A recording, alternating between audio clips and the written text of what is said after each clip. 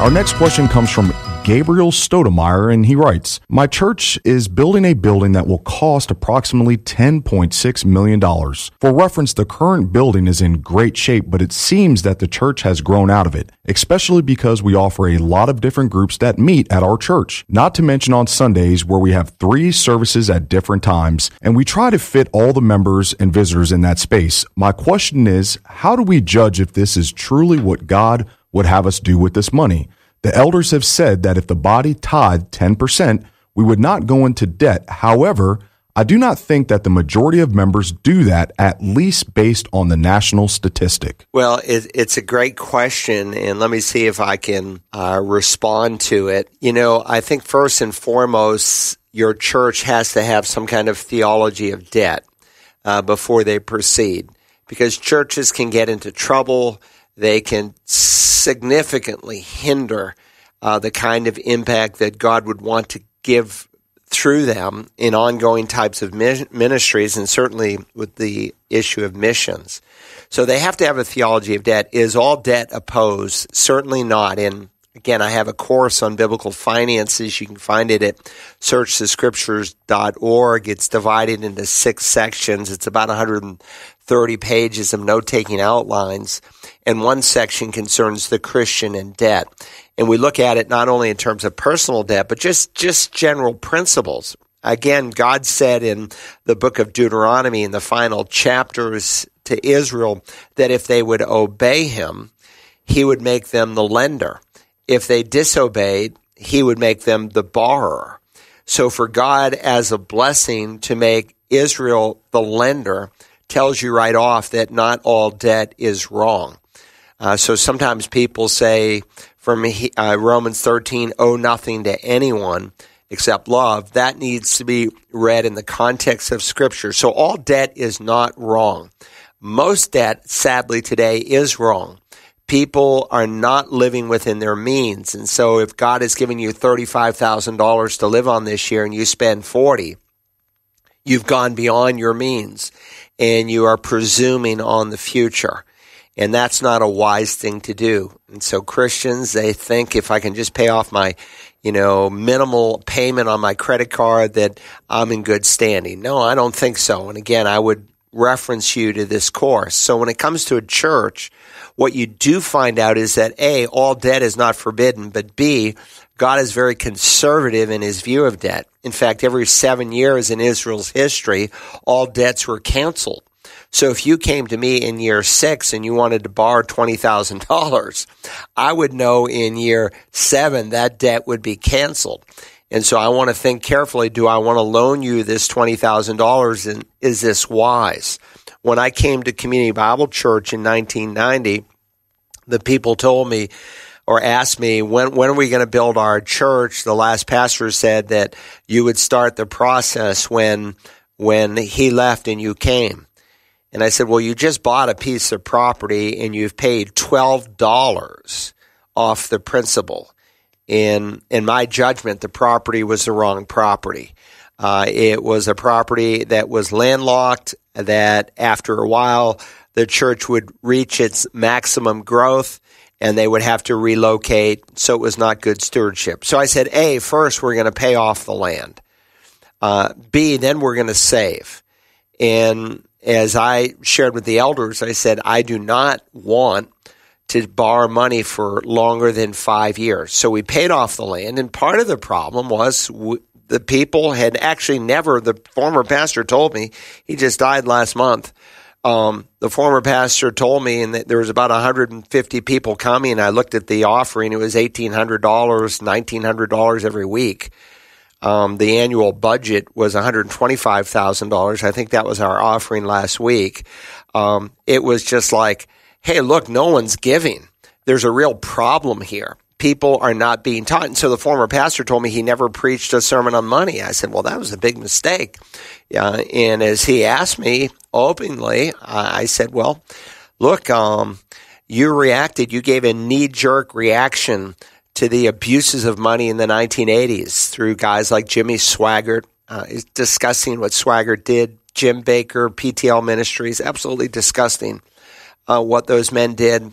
And that was the abuse of money, not to mention the growing prosperity theology movement with Kenneth Copeland and Hagin and so many others.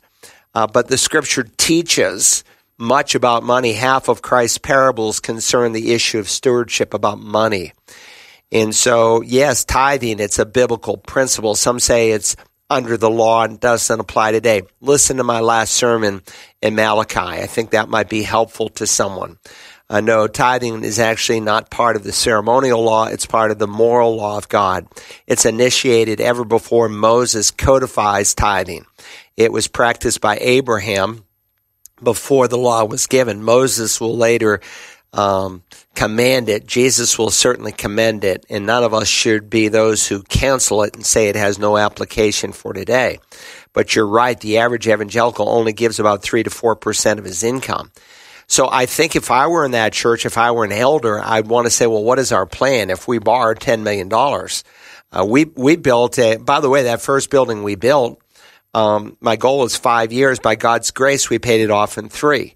Our next project was $12.5 million, and there was still a lot of turnkey expenses that I knew we would have when we went into the building.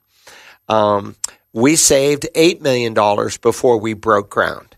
Again, a very conservative view of debt. And what happened in 2008, there was a big downturn in the economy. We moved into the building in 2007. By God's grace, we paid it off in under 5 years.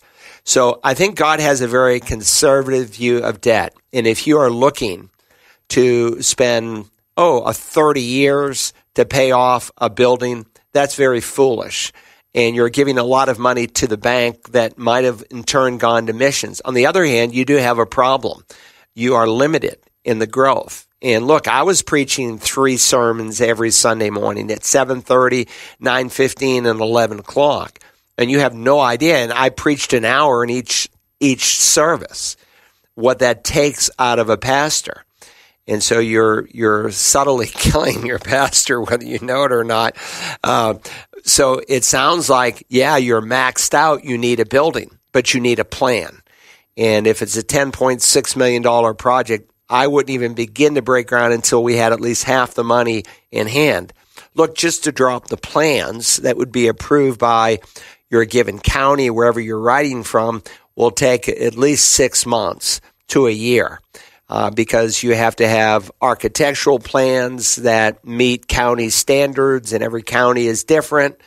And then you have something you can show the people, and here's what we're trying to do, and here's why we've chosen this amount of square feet with this particular layout, and that's just good stewardship.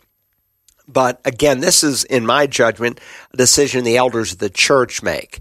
This is not something people vote on. Look, when people go into a meeting and they're voting on a $5, $10, $15, $20 million project, none of those people are in the weeds of all the details that are involved. And many of them are not even involved in the actual logistics of whether or not the church can afford it. With that said, the elders ought to be able to say, this is our plan, this is our total income, this is our expectation to pay it off based on our total income. But again, if you have a starting goal, that will go a long way. And if your goal is to pay it off in a short period of time, that would be wise. So look, we came to Community Bible Church in 1990. There was 150 people on the second Sunday, an $1,800 offering. How do I know? I still have the church bulletin. And the fact is that we shortly outgrew the space we were in and the school that we were meeting. We finally found a piece of land that would work. And within 5 years, we moved into our first building. We outgrew that building. But again, we had a conservative view of debt. How many missionaries do we had when we came to Community Bible Church? We had 0, none, zippo. We weren't supporting a single missionary, though there was one missionary couple who wanted to go to the field, and the church wanted to support them, but no money had yet been given. We are looking at potentially 50 new missionaries by God's grace in our next elders meeting. We support hundreds and hundreds of missionaries right now. So again, if you can reach more people, you're reaching more souls for Christ, you are potentially broadening your impact for Christ. But if you're packed out and you're trying to reach the unchurched, and a family of 5 comes in and they can't even sit together and they're lost, they're not going to make some dramatic commitment to come back. They're going to say, this place is too crowded. I don't even feel welcomed. So these are issues you've got to weigh, and this is where your elders need to be making informed decisions. Dr. Carl Broggi answers your questions about the Bible and living the Christian life Tuesday mornings at 11 on The Light 88.7 FM and online around the world at wagp.net.